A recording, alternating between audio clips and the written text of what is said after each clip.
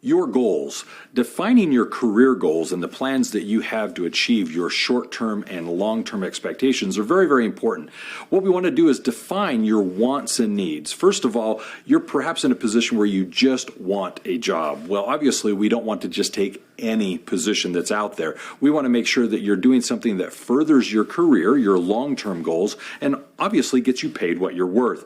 Now, one of the things that I want to emphasize here is what you do to work on and get that position is very important. And what we want to do is actually go through an activity right now to help you accomplish this. Now, this activity is to first and foremost acknowledge the good things about yourself, and it's not bragging or boasting, because what we want to do is develop the confidence to explain who we are and what it is we do. Now, there are many cultures where bragging or boasting about oneself may be frowned upon or discouraged, but you have to understand, in an employment situation like this, no one knows what you have done or can do unless you share that information. So this is that perhaps rare exception where you do need to talk about yourself with confidence and share your experiences and your accomplishments.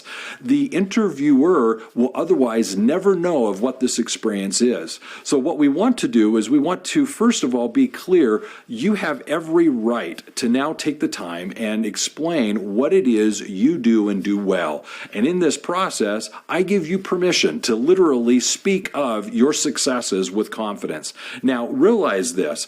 What we have are God-given gifts, talents, and skills, things that we've perhaps developed over the years that really can benefit an employer. It's things that we do that are second nature to us, that come easily to us, and we need to identify those and be able to explain them to a potential employer so that they can see how they apply in their company.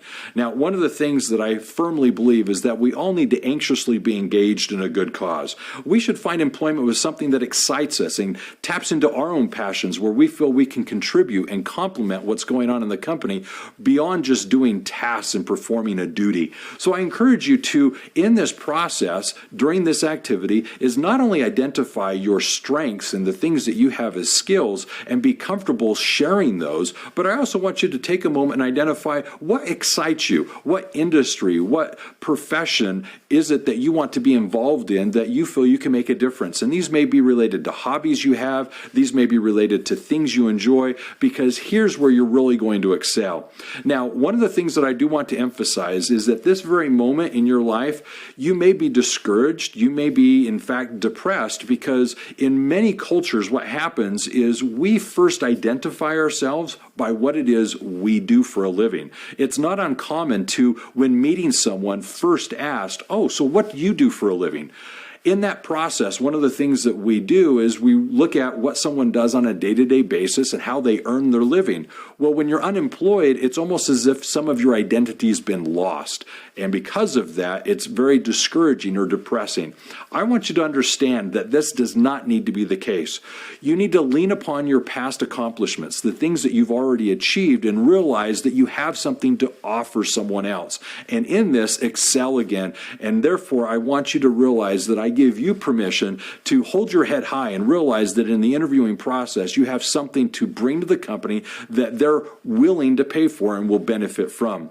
Now, the other part of this that I want to emphasize, and I do want to stress this with a great deal of importance, is realize that with regards to your skills and your abilities, there are things that you can do that perhaps no one else can do as well as you can, and it's important for you to be able to emphasize this.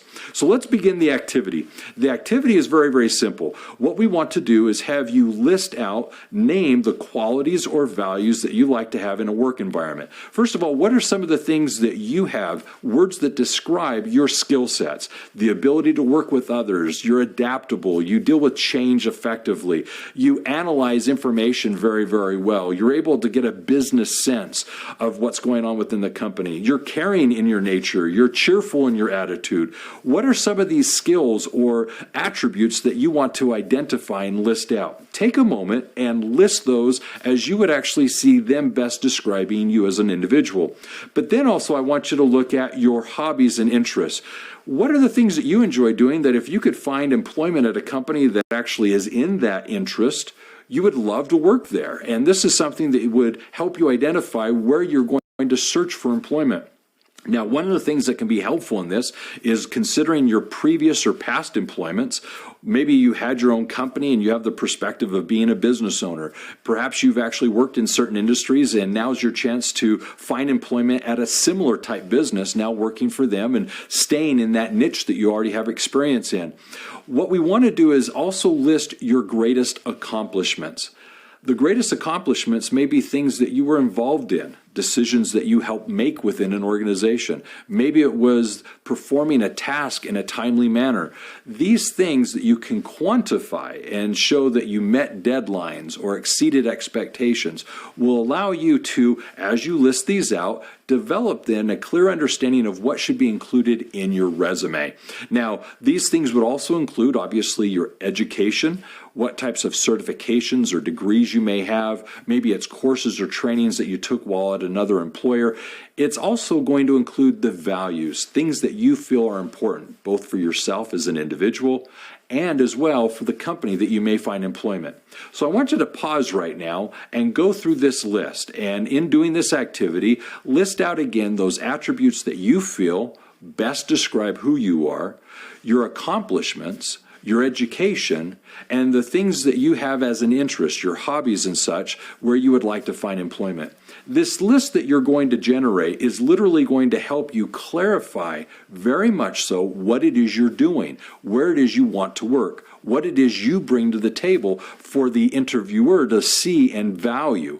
Now, when you're finished with that exercise, which I encourage you to pause now and do, you're going to come back. And what I want you to do is then press play again once that list is created to do this second activity. This second activity is going to be very important.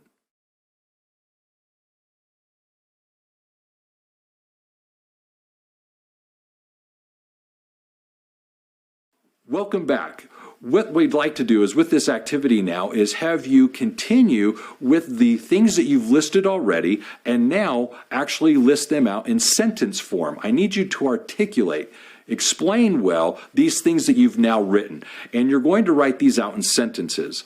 You're going to state such things as, for example, I am goal-oriented, or I can, and you're going to state what you can accomplish. I have the ability to, and as you finish these sentences, you're going to incorporate those values, those characteristic traits, those successes that you've actually documented, and write them out in sentence form. I am goal-oriented. I have a strong organizational structure and skill. I can help other people with these tasks. As you express these abilities in a sentence form, you're going to be able to then articulate them not only in your cover letter that we'll discuss in a little bit, your resume, but also you'll be able to more comfortably reflect on these things and share them in an interview setting. Now, all of this is meant to actually help you describe best yourself, also as well the nature of the work that you can do, and more importantly, what you're interested in doing for a job. These two exercises are critical to help you take everything that's in your mind, document it, and start articulating it in a way that you can then best communicate it to someone else. In these two activities, I expect that you'll actually have now a lengthy list of things that you are good at, things that you like to do, and where it is you would like to find employment, where you best fit in.